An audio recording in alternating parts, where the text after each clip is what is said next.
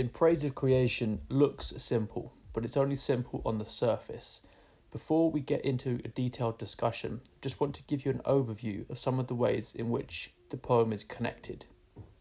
Note how the one bird and one flash in the first stanza are recalled with the one time only of the second, and then the one sure element of the fourth.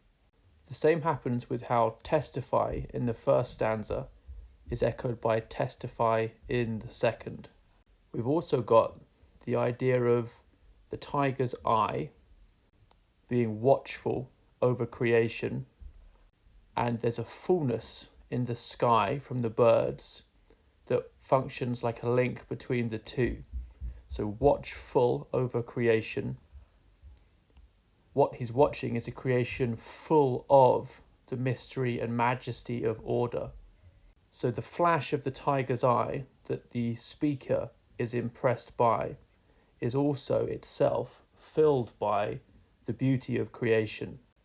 And then that finally is recalled at the end of the poem with the image of the new moon being stared at, which is another kind of watching. So stared, watchful, full, and eye is another link. Note as well how the blood pounding is echoed by the blood beating. And then finally, we've got in the opening and final stanzas of the poem, the image of birds. You might think that this is a tiger poem because the tiger dominates the middle two stanzas of the poem. But in fact, birds are mentioned more often than the tiger. At the start, in the second stanza, and then at the end too. It's especially important that they open and close the poem. This is important because as a symbol, the birds suggest ideas about freedom because they can fly, praising or beauty because they can sing, and traditionally birds are also associated with the divine. And in many ways, this poem is about a spiritual experience of nature. So the birds then function as a symbol of some of its main meanings or messages. Now, Jennings is a Roman Catholic, and her poetry evinces some of the ideas about nature that are common in Christian thought. Psalm 19, for example, states that the heavens declare the glory of God with his handiwork. This is like how the speaker of the poem says that nature testifies to order. The Book of Wisdom says that you have arranged all things by measure and number and weight. That's a bit like how in the poem we have this emphasis on just one bird, one flash, order, rule, the birds migrating, the moon going through its different phases. There's a sense of amazement at regularity and proportion. In a fuller statement of the theme of nature testifying to a shaping divinity, St. Augustine says, question the beauty of the earth, question the beauty of the sea, question the beauty of the air distending and diffusing itself, question the beauty of the sky, question all these realities. All respond, see, we are beautiful. Their beauty is a profession. These beauties are subject to change. Who made them, if not the beautiful one, who is not subject to change? The idea that the beauty of nature can be a profession is important because what Testify suggests is that nature is a kind of witness to divinity. In that sense, it's like a divine presence or sacrament. And the speaker's experience watching and responding to it is a kind of spiritual awakening. The poem's meaning or message can also be interpreted in ways that aren't specifically Christian, although remember Jennings is a Catholic poet. Socrates, for example, said that what impressed him most in his cosmological studies was not that he found in them earth, air, fire, and water, but that he found mind. So the idea that nature reveals an intelligence behind it is one of the messages of the poem. The speaker begins by noting small details, just one bird, one flash, or one star, but these arrest the attention in such a way that they seem to be microcosms of the larger patterns and regularities of the natural world. It seems that the part reflects the whole. Something of the mystery of nature is carried by just the one tiger's eye. Tennyson has a poem called Flower in the Crannied Wall, when the speaker says, holding just one little flower, that if he could know it all in all, then he would know what God and man is. There's a similar sense here. And the idea that the speaker is struck by this as a pure assertion without ceremony shows there's something very vivid and powerful about it. So the attention is arrested by, gripped by, this powerful impact that the natural world has on the speaker. Remember to explore testify in the sense of witness to. So it's evidence of something that lies beyond nature. And it's significant that the bird is the first thing listed, before the star, before the tiger's eye, because traditionally birds symbolize ideas about divinity and freedom, of no longer being landlocked, of being able to fly towards the heavens. So they're like a link between heaven and earth in traditional symbolism. This very much sets the tone for the poem. In the second stanza, the bird image is continued because the image is no longer of just one bird, but of how the birds mate at one time only. So this brings to mind ideas about flocks of birds and migration. And these too have been used as symbols for the spiritual journey of human beings. In St. Augustine's book, The City of God, for example, he says that we must fly to our beloved homeland, which in the Christian understanding of man is heaven. So like birds, human beings have a kind of homing instinct.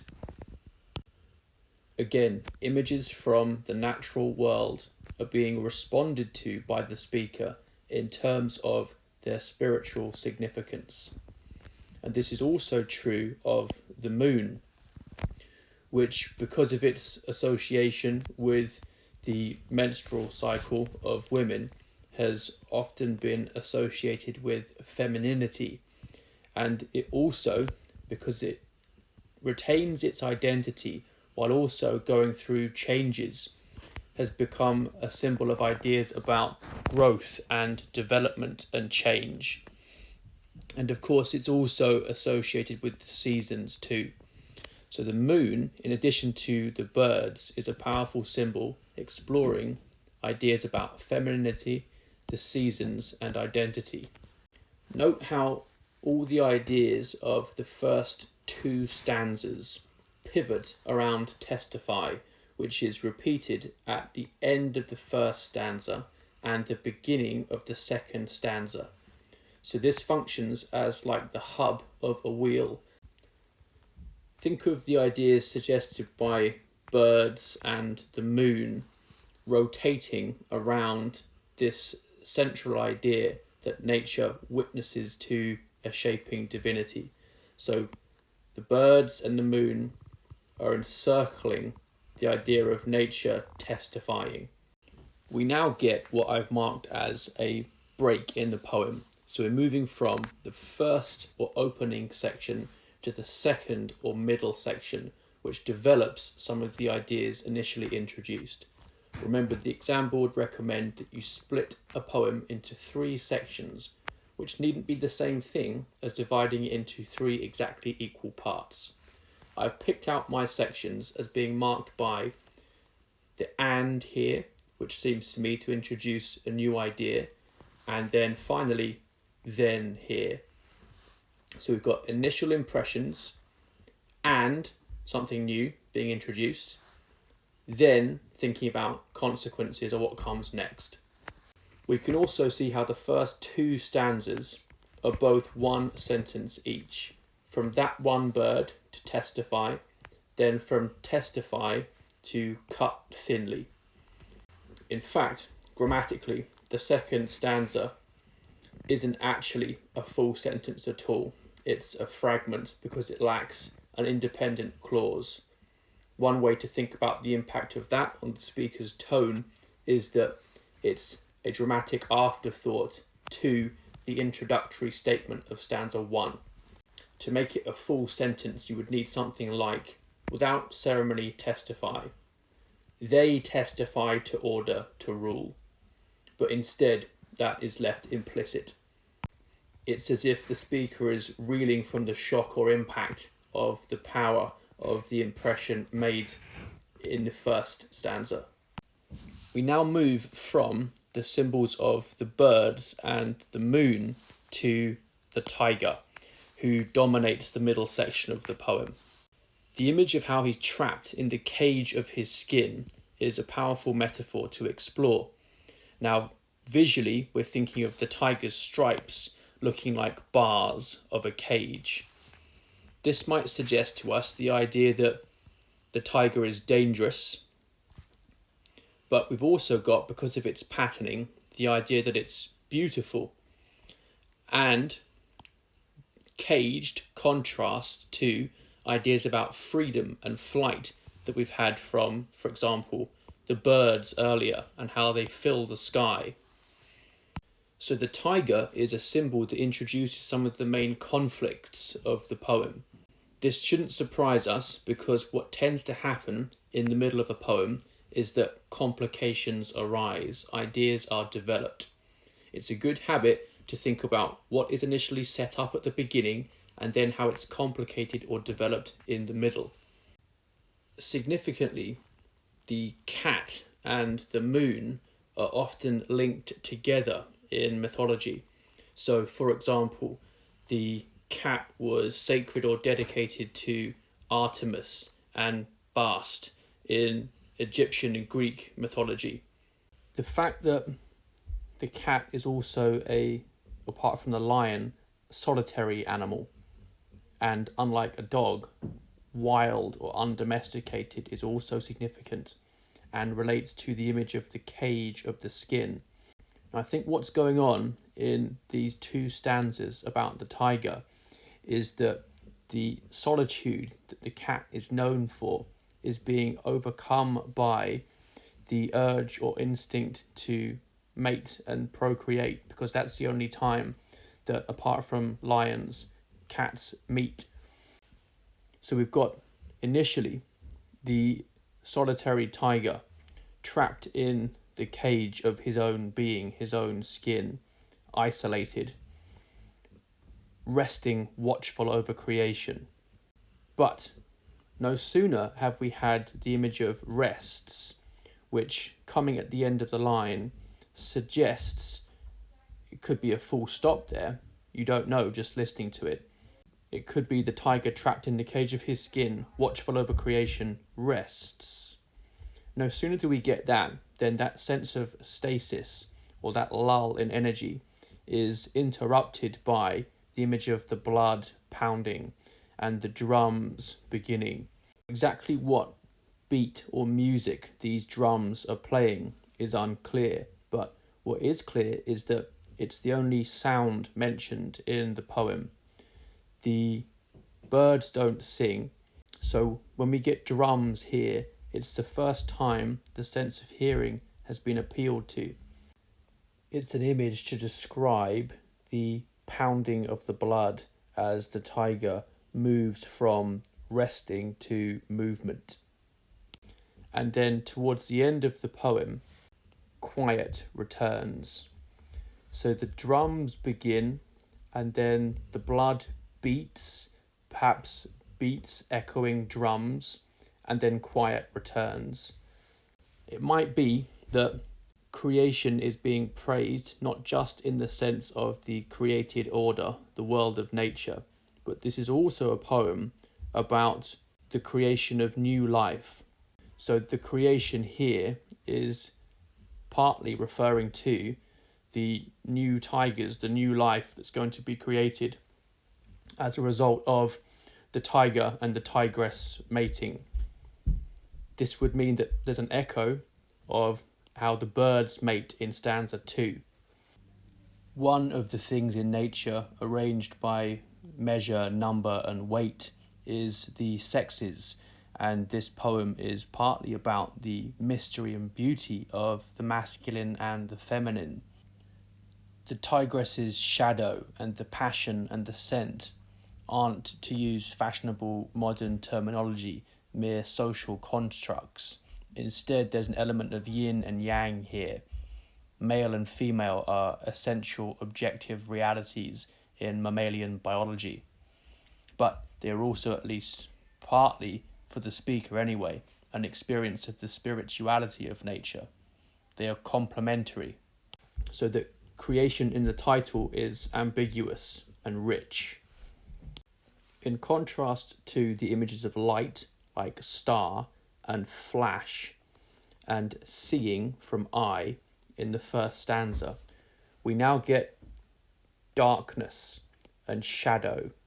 This creates an atmosphere of obscurity and mystery, but that needn't be the same thing as irrationality, because in fact, the way in which the earth goes turning here, seems to suggest that there's something central about this moment, about this meeting of the two tigers. And that comes across also in the image of how the season sieves earth to its one sure element. So alongside darkness then and shadows, we've got the sense of surety and being sieved. This suggests that there's a reduction of experience to the essentials, or purity, or oneness. And remember that the one sure element here recalls the one time only, and the one flash, and the one bird, and the one star from the opening and second stanzas. Beyond reason then, it's important to note, doesn't mean beneath reason. It could in fact suggest that what the blood beating symbolizes here is past reason, in the sense of surpassing it or being distant, so out of reach. Intuition, you might say, can sometimes be a higher way to grasp truths than abstraction. The rhyme between season and reason is particularly significant here because it associates the idea of the seasons with rationality. It takes us back to the idea of order and rule that introduced the poem, and it makes us think of patterns, of measure, number, and weight in creation. There is, in other words, a reason for the seasons and a reason for every season, including this one for the tiger, which, just as it is for the birds, is the mating season. Note how the idea of passion and blood beating is conveyed by the syntax of this sentence, which is very long, going all the way from and right the way down to reason. Remember, we started with one short sentence, then a relatively short fragment. The first two stanzas were both just one sentence or fragment each, but the middle section of the poem is one long sentence all the way from and down to reason, which is why I've marked it out as the middle section. The way it's structured is that we've got, and the tiger, trapped in the cage of his skin, watchful over creation, rests for the blood to pound, the drums to begin. Now, grammatically, that could be a full stop there after begin. We've got the subject, tiger, the verb, rests, and then we've got the extra information for the blood to pound, the drums to begin, full stop. Then we have until, which functions as a subordinating conjunction. And then we've got the tigress shadow casts a darkness over him, a passion, a scent. So that's one thing he is waiting for. The second one is then the world goes turning, turning. So the first subject of this second clause is the tigress's shadow, its verb is casts. Then we've got the second subject, the world, and its verb phrase is goes turning. Then the third subject is the season with its verb sieves. And finally, the last one is the blood with its verb beats.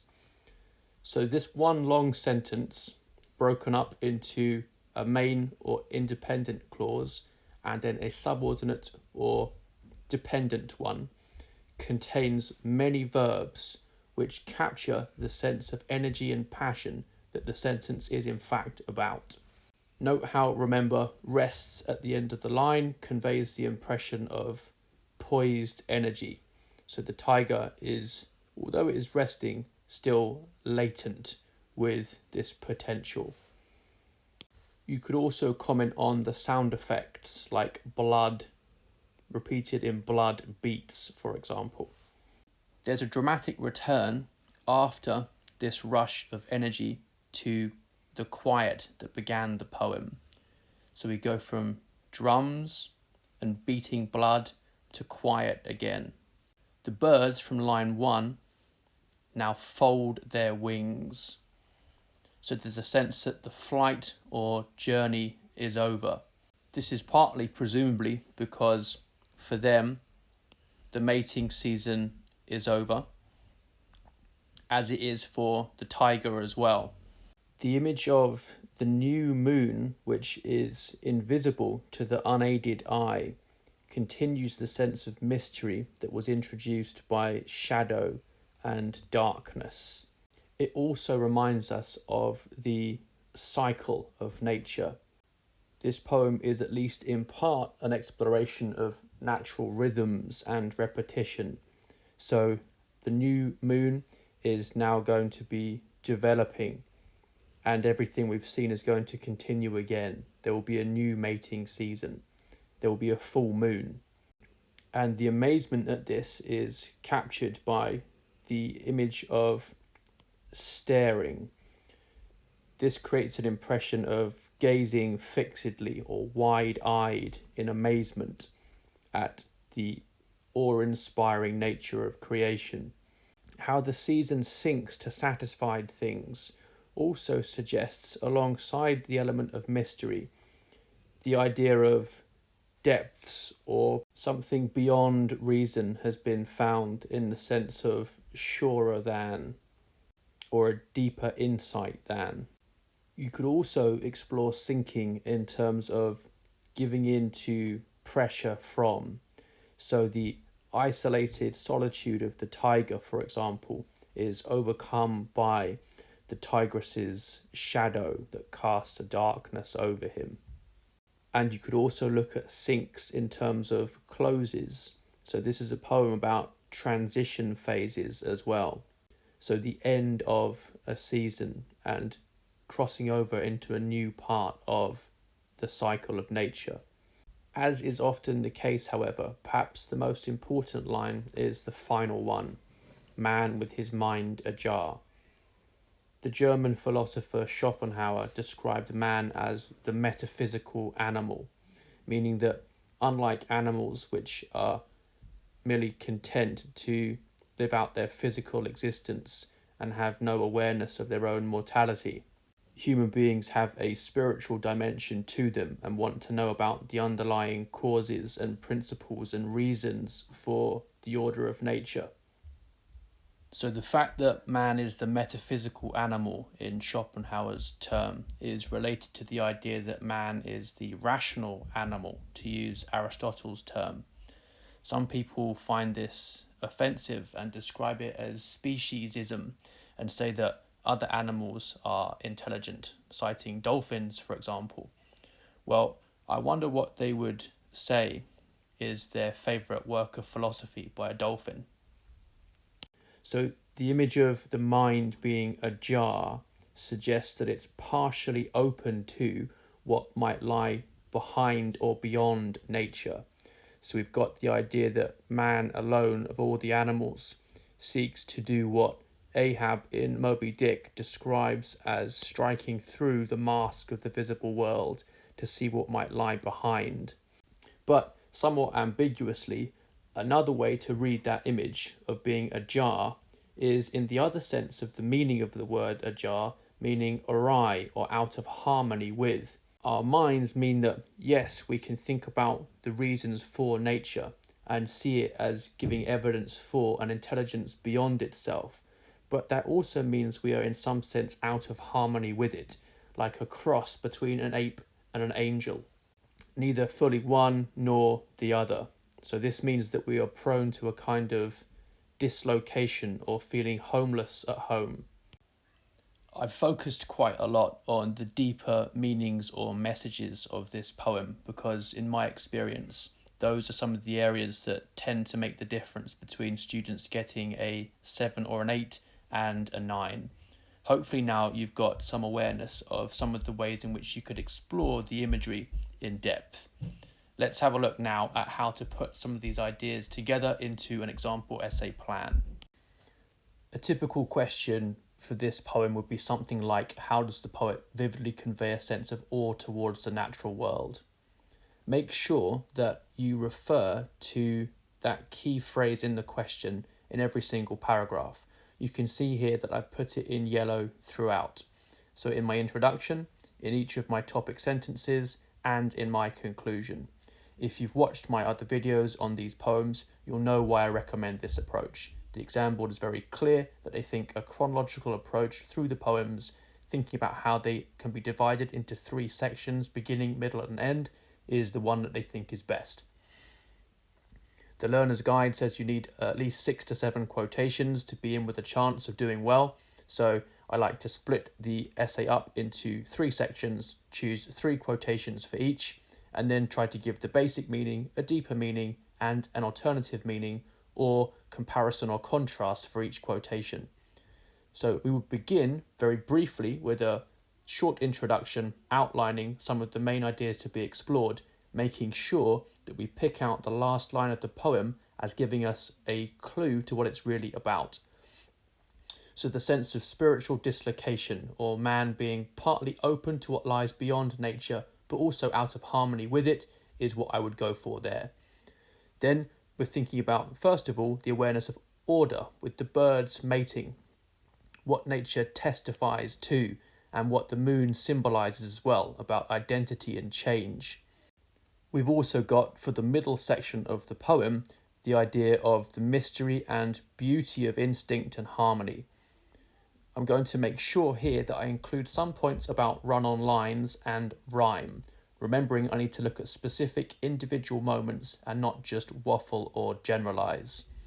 So rests, for example, seems to bring the sentence to a rest at the end of the line, but then it continues over with for the blood to pound. So the tiger, although it seems static, is latent with excitement and energy. I would then go for sieves the earth and talk about the reduction to essentials or the experience of purity. And then the rhyme between season and reason as well could be explored as being particularly significant, pointing to the significance or order of nature.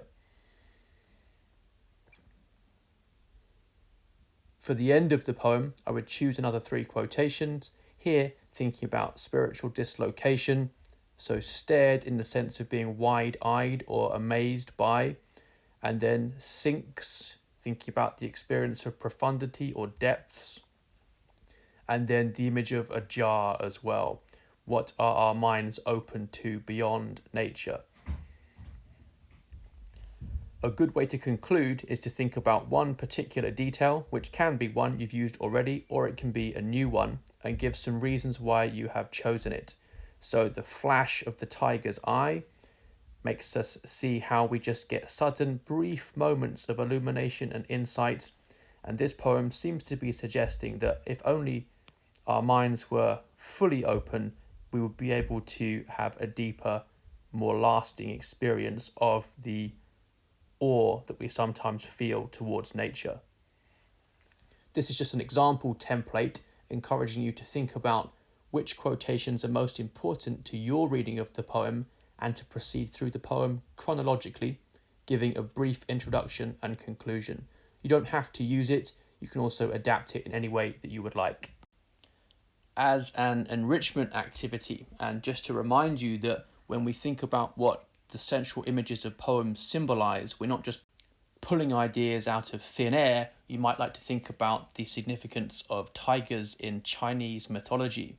I found this interesting because, bearing in mind that Jennings is a Catholic poet, there's something about the way in which tigers are envisioned in Chinese mythology that reminds us of the tetramorphs of Christianity, so the four animals of the Gospels.